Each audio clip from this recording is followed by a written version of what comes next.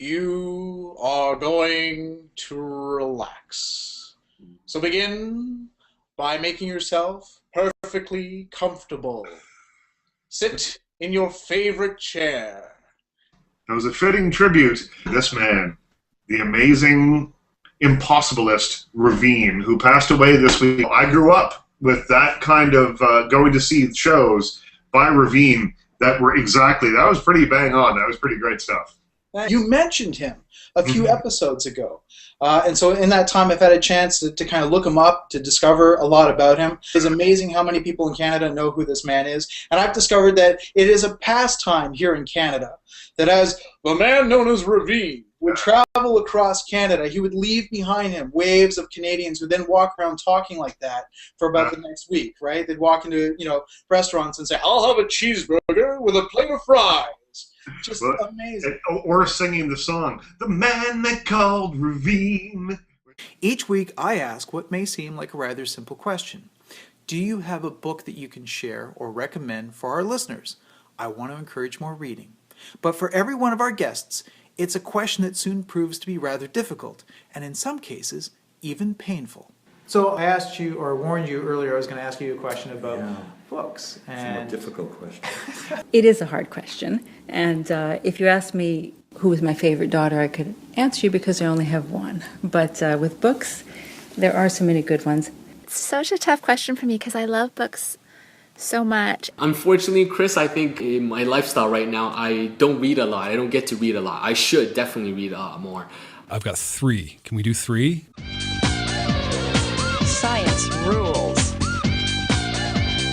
Bill Nye the Science Guy. I'm imagining that you might have quite a relationship with cardboard. Is it something that you've used in the past in your various projects?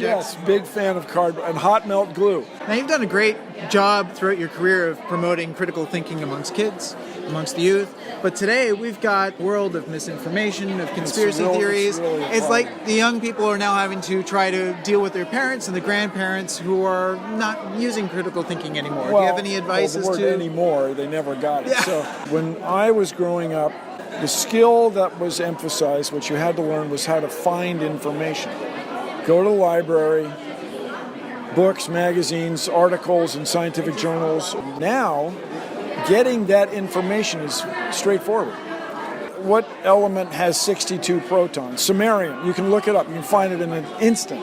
But now you got to learn to sort out the bad information from the good information. Learning to build things, learning to incorporate the electronics, follow the instructions or not. Those are all skills you need. And then learning to sort information is another skill. You know, in doing this series, I really get a kick out of the way that our guests love and describe books. All of these are sort of devotions. I'm like looking forward to reading these books when I have the time. I'm going to go with what I consider to be a comfort read.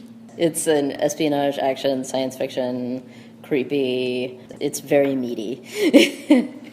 Our first pick comes from T-Bot co-founder Brian Lee.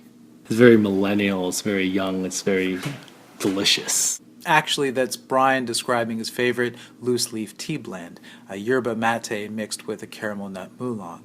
I'm wearing a funky shirt. Yeah, show me this. Here. Okay, hold on. I'm going to go up and... Oh, I see that. The eyes are... Yeah. The skull is winking at me.